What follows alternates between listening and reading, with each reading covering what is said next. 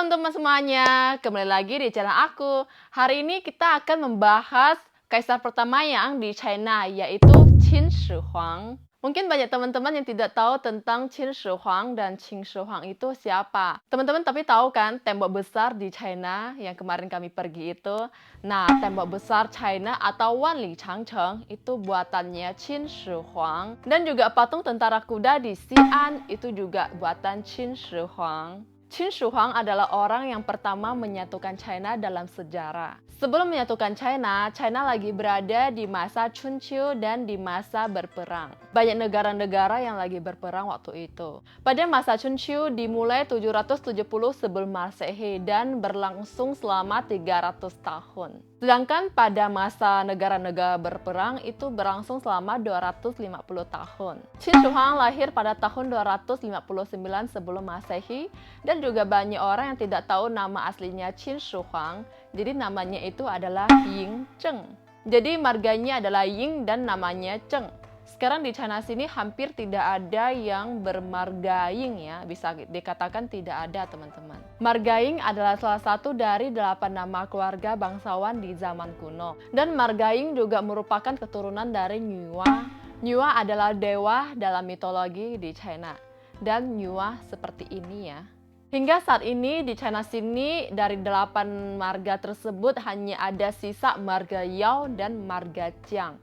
Nah, kalau marga yang lainnya tuh sudah hampir tidak ada teman-teman. Ya, bisa dikatakan juga sih tidak ada lagi ya marga yang lainnya. Kenapa marga-marga yang lain sudah tidak ada? Karena kan sudah lama sekali ya teman-teman. Dan juga marga-marga ini kan dari keluarga bangsawan. Sehingga rakyat jelata tidak dapat menggunakannya sebagai marga dalam keluarga. Jadi orang-orang yang bermarga yang ada di 8 marga ini ya, misalnya kalau negara mereka lagi berperang dan hancur, ya otomatis marga ini mereka kan juga nggak berani pakai lagi ya karena ini kan marga dari bangsawan. Nah kalau negaranya udah hancur, udah nggak ada, terus orang udah tahu, oh kamu ini marga yang ini ya. Jadi ya mereka juga akan membunuh orang tersebut. Jadi ya otomatis orang yang pakai marga ini atau dari keluarga marga ini mereka sudah tidak berani menggunakan marga tersebut karena mengakibatkan kematian juga ya teman-teman. Jadi ya mereka lebih memilih tidak menggunakan marga ini. Ya sampai sekarang marga ini ya tidak ada. Biarpun misalnya negara mereka sudah hancur, tidak dibunuh, tapi dia juga tidak berani ya sehingga dia akan merubah marganya. Misalnya nih marga Ying, dia akan merubah kayak marga Cao atau marga-marga yang lainnya yang tidak mengakibatkan kematian dan bukan marga dari bangsawan. Ketika Qin Shi Huang dilahirkan, masa-masa berperang masih belum berakhir ya. Saat itu ada 7 negara yang lagi berperang di China sini ya. Bukan hanya 7 negara ini yang berperang, tapi banyak juga nih negara-negara yang kecil lagi berperang di China sini. Nah, 7 negara ini juga bisa dikatakan negara besar waktu itu di China sini. Ketujuh negara tersebut namanya adalah Qin, Zhao, Yan, Chu, Qi, Wei, Han. Seperti Game of Thrones, di mana negara-negara saling berperang. Dan nama ayahnya Qin Shi Huang adalah Qin Yiren. Tapi Qin Shi Huang ini tidak dilahirkan di negara Qin ya, tapi di negara Zhao. Jadi teman-teman, pada awalnya Qin Shi Huang ini bukan namanya Ying Zheng ya, tapi Zhao Zheng. Kenapa Ying Zheng dilahirkan di negara Zhao, kok bukan di negara Qin? Nah, kalau ini mari kita bahas tentang dari ayahnya ini ya. Dan papanya Yiren ini adalah raja di negara Qin ya. Dia ini punya 20 anak laki-laki, tapi bukan dari satu istri ya, dia banyak sekali istrinya. Pada saat ketujuh negara sedang berperang, sudah menjadi kebiasaan mereka untuk menukarkan anak mereka atau pangeran untuk menjadi sandera. Jadi yang dikirim ini sebagai sandera ini adalah Yiren. Di 20 saudara laki-lakinya ini, dia ini yang paling tidak disukai sama orang-orang. Karena apa? Karena ibunya ini dia meninggalnya lebih awal. Jadi orang-orang semuanya pada tidak suka lah sama Yiren ini. Jadi Yiren ini dikirim ke negara Zhao sebagai sandera. Setelah Yiren ini dikirim ke negara Zhao, negara Qin ini langsung berperang ke negara Zhao. Jadi dua negara ini udah saling berperang, teman-teman. Begitulah mereka tidak sukanya dengan Iran ini. Padahal ya, nah coba mikir, negara Qin ini kalau berperang dengan negara Zhao minimal anaknya juga yang kena kan. Jadi ya dia tidak mementingkan keselamatan anaknya ini, ya Iren. Jadi Iren ini waktu itu hidup di negara Zhao, hidupnya ini sangat menyakitkan sekali teman-teman. Orang-orang tidak peduli dengan keselamatan hidupnya. Makan juga nggak kenyang, berpakaian juga tidak layak, dan dia kalau di jalanan orang-orang kalau melihat dia tuh selalu kayak mau mukul dia, benci banget kepada Iren ini teman-teman. Pokoknya semua orang tuh tidak suka sama dia. Ya karena negara Qin yang dikuasai sama ayahnya ini selalu berperang dengan negara Zhao. Jadi otomatis orang-orang yang di negara Zhao ini ya tidak suka kepada Iren, anaknya dari kerajaan Qin. Jadi pada suatu hari ada seorang pembisnis yang sangat kaya yang namanya Lü Puwei. Nah, dia itu di jalan melihat Iren, tapi dia waktu melihat tuh dia nggak membencinya dan ya juga tidak memukulnya. Pokoknya baik juga kepada Iren ini teman-teman, karena Lü Puwei ini dia tahu kalau Iren ini adalah pangeran atau anaknya dari kerajaan negara Qin.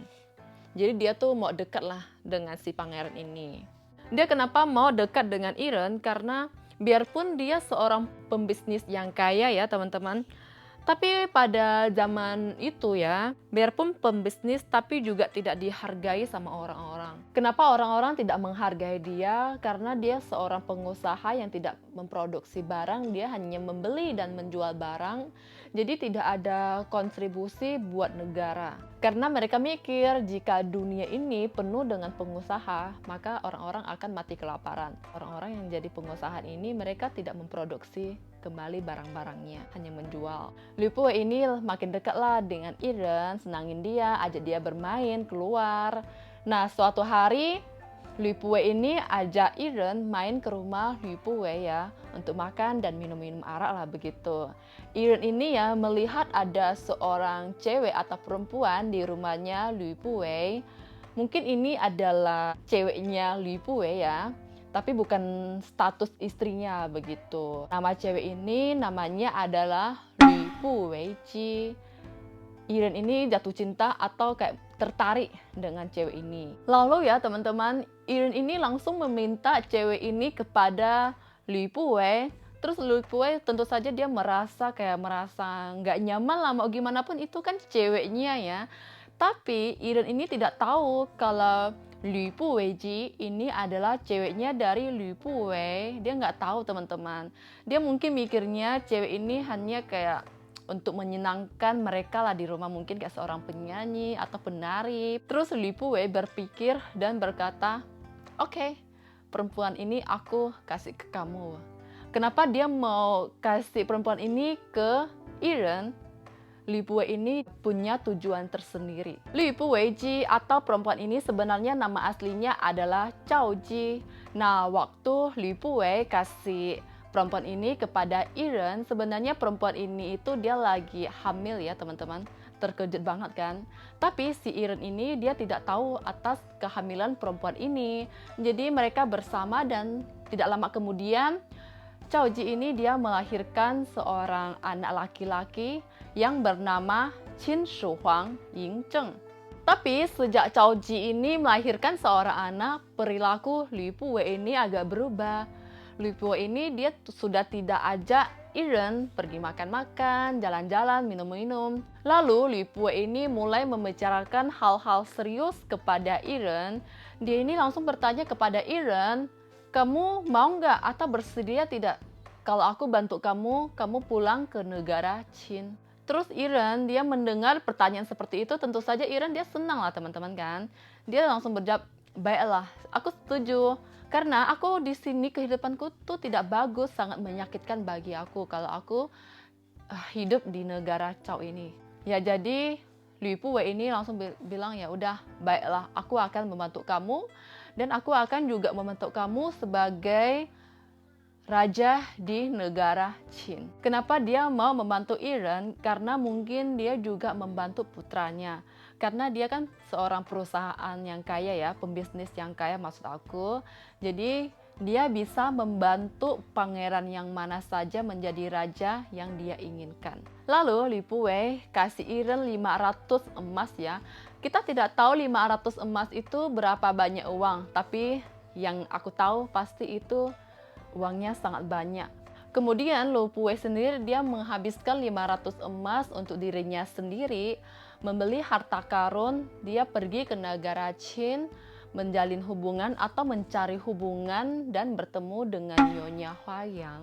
Jadi Nyonya Huang ini adalah Ratu Qin ya, atau istri pertamanya Raja Qin. Kalau di China sini raja-raja yang mempunyai istri kan biasanya banyak ya teman-teman. Kalau istri pertama dinamakan Ratu, kalau istri kedua, ketiga itu namanya selir ya teman-teman. Saat itu Raja Qin sudah tua dan saat itu juga Raja Qin ingin menyerahkan tata kerajaannya ini kepada anak laki-laki.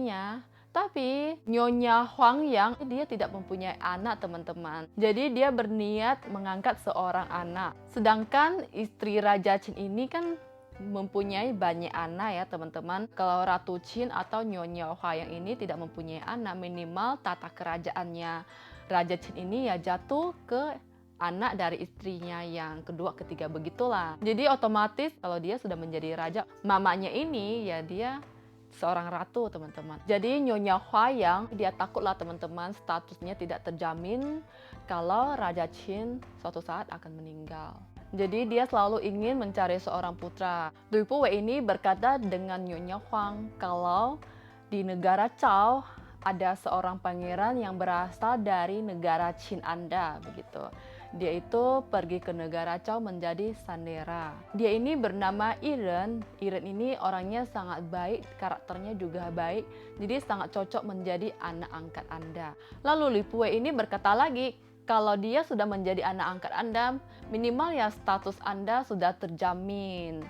Lagi pula Iren ini juga kan dari negara Qin Anda ya. Nyonya Huayang ini berpikir, oh iya ini masuk akal nih, ayolah kita bertemu. Lalu Li Puwei mengatur waktu mereka untuk bertemu. Lalu bagaimana Iren ini pulang dari negara Cao untuk pulang ke negaranya sendiri, yaitu negara Qin. Jadi Li Puwei ini mengeluarkan banyak uang lagi nih untuk bertemu dengan raja negara Cao. Setelah mereka bertemu dengan raja, Li Puwei ini berkata lagi dengan si raja ini. Dia bilang, kamu pulangkanlah Iren ini ke negaranya sendiri, yaitu negara Qin.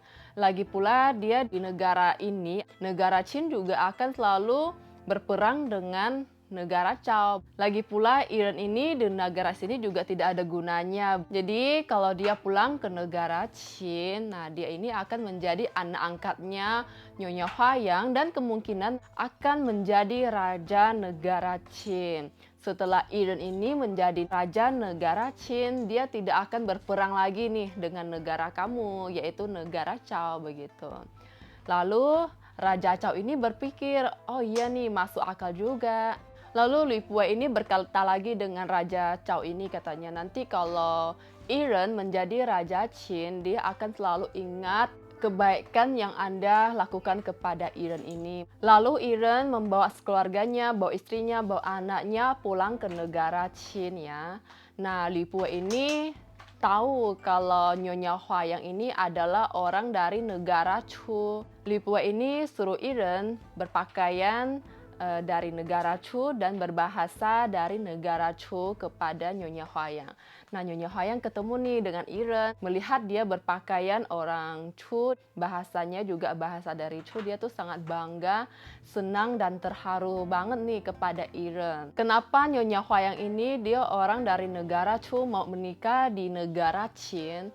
Karena pada zaman itu negara Qin itu adalah negara yang paling hebat teman-teman. Jadi waktu itu negara Chu ini dia menikahkan anaknya ini ke negara Qin supaya menjalin hubungan yang baik nih, hubungan keluarga begitu, supaya negara Qin tidak berperang atau tidak pukul nih negara Chu begitu ya. Mungkin masih akan berperang Qin dengan negara Chu, tapi kalau anak-anaknya baru menikah dengan negara Qin pasti 3-5 tahun tidak akan berantem lah. Bagaimanapun itu kan anaknya nih baru menikah di negara Qin, pasti mereka nggak akan saling berperang untuk sementara waktu. Nah, sekarang kita bahas tentang pembicaraannya tadi ya.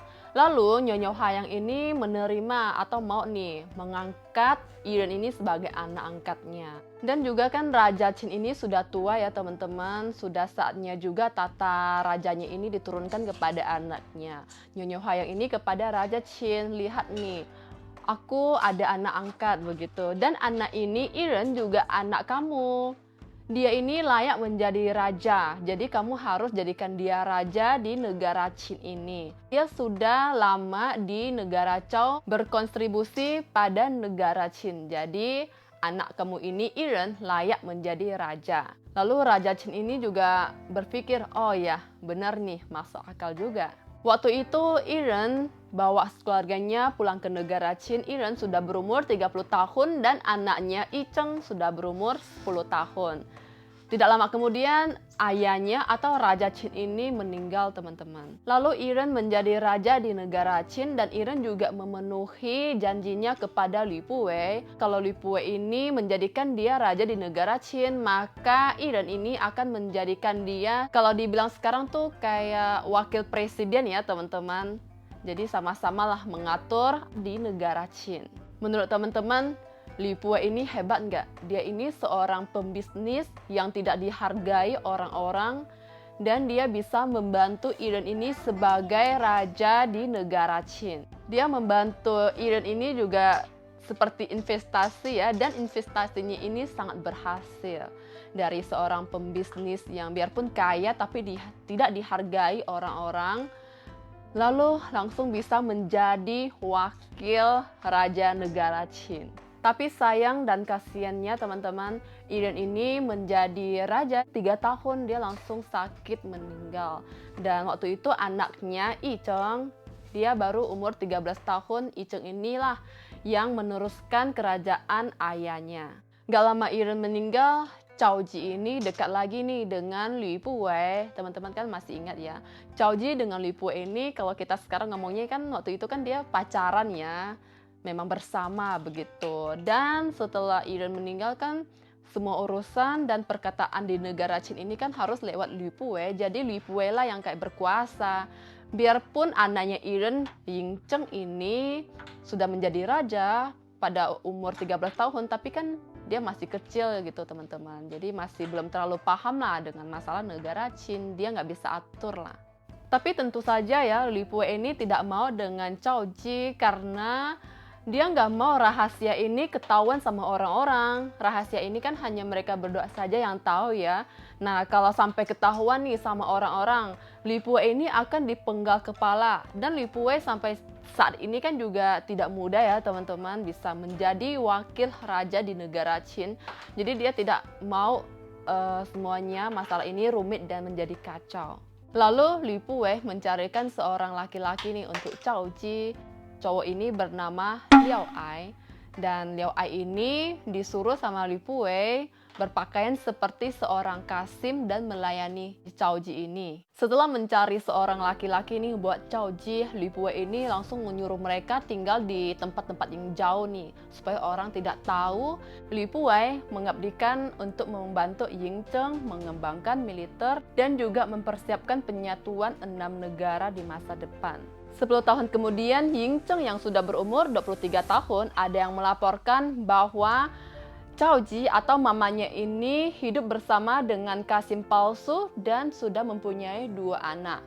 Dan juga berkata nih kalau Yingcheng adalah anak dari Li Puwei. Dan katanya juga mendengar rumor bahwa Liao Ai ingin menjadikan anaknya ini sebagai raja di negara Qin nih teman-teman.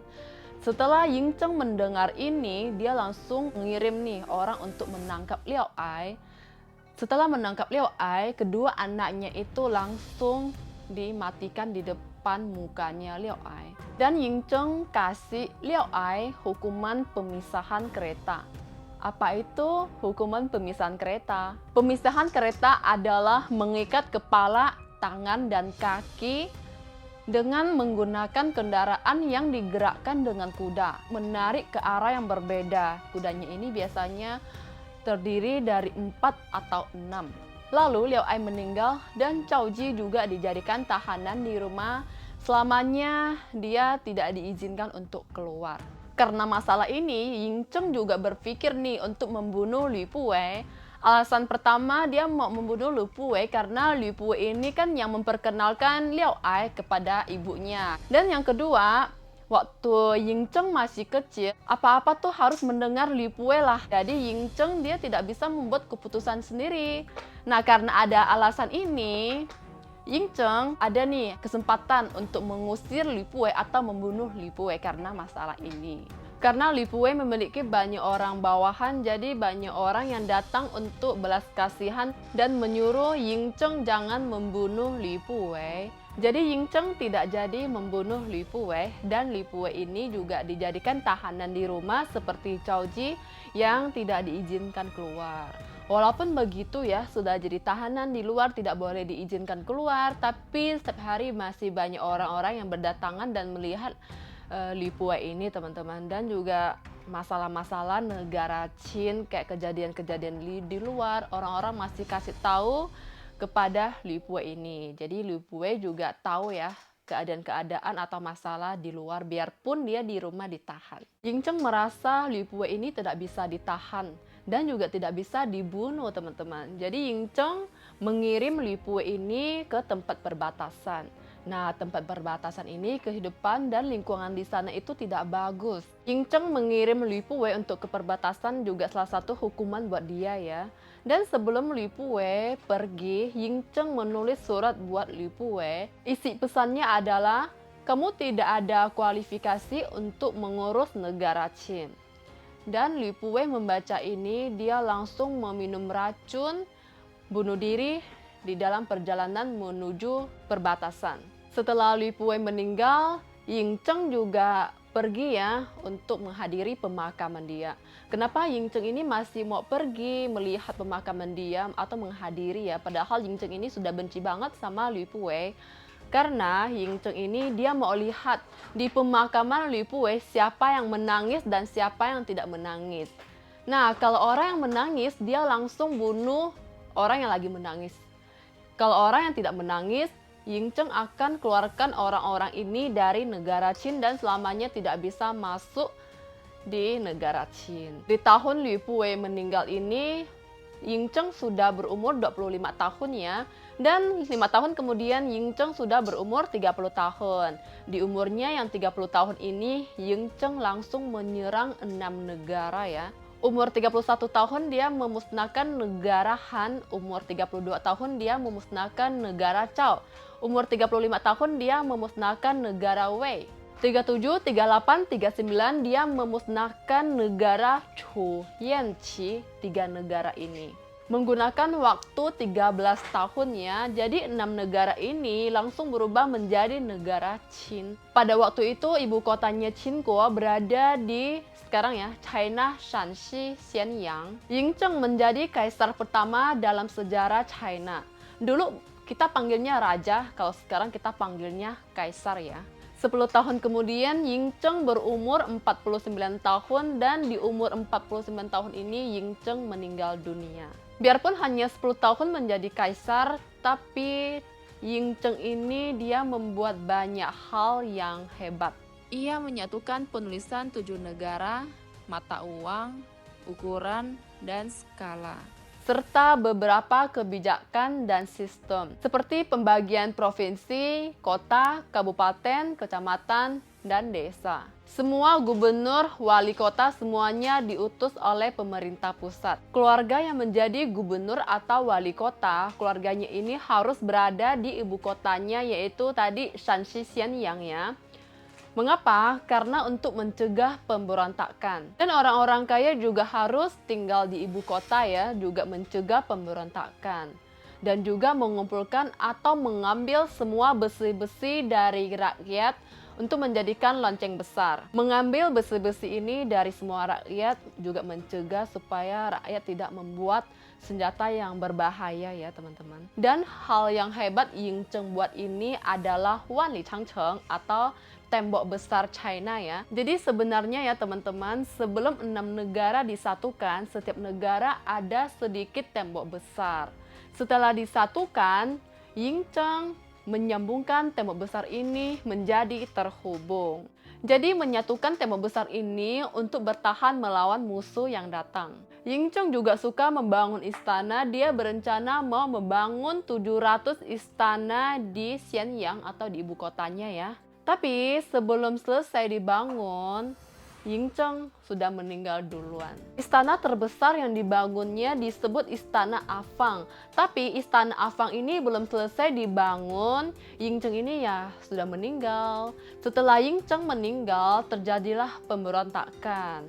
Istana Afang ini dibakar oleh Xiang Yu, dan saking besarnya istana ini ya teman-teman, dibakar selama 3 bulan baru selesai. Teman-teman bayangin istana sebesar apa itu. Api selalu menyala, dibakar 3 bulan baru selesai. Xiang Yu dan bersama satu orang lagi yang bernama Liu Pang, mereka berdua ini memusnahkan negara Qin. Jadi ya teman-teman, setelah Yingzheng meninggal 3 tahun kemudian, anaknya Yingzheng ini kan menjadi kaisar nih, menjadi kaisar selama 3 tahun. Anaknya Yingzheng ini baru menjadi kaisar 3 tahun, negara Qin ini langsung dimusnahkan oleh Xiang Yu dan Liu Pang. Mereka berdua ini siapa? Kok bisa memusnahkan negara Qin? Nah mungkin nanti aku akan cerita tentang kisah mereka berdua ini ya teman-teman. Alamat Istana Afang kini sudah ditemukan ya. Berada di antara kota Xianyang dan di kota Xi'an. Seluas 6 km persegi. Di antaranya istana terbesar berukuran 80.000 meter persegi. Sedangkan yang di Beijing, Kukung, tahu ya Kukung, yang paling besar hanya 3.000 meter persegi. Menurut teman-teman, Istana Afang ini besar atau enggak ya? Dan masih ada hal yang hebat dan tempat yang besar yang dia buat, yaitu pemakamannya dia sendiri teman-teman. Seberapa besar pemakamannya dan ada apa saja di dalam pemakamannya ini nanti aku akan ceritakan ke teman-teman kalau aku ada kesempatan dan sudah mencari sumber-sumber data-datanya ya. Jadi bagaimana menurut teman-teman cerita yang aku bagikan hari ini? Cerita yang hari ini aku ceritakan ke teman-teman ini adalah cerita dan sejarah yang nyata ya. Jadi video hari ini cukup sampai di sini. Kita ketemu lagi video berikutnya. Bye-bye.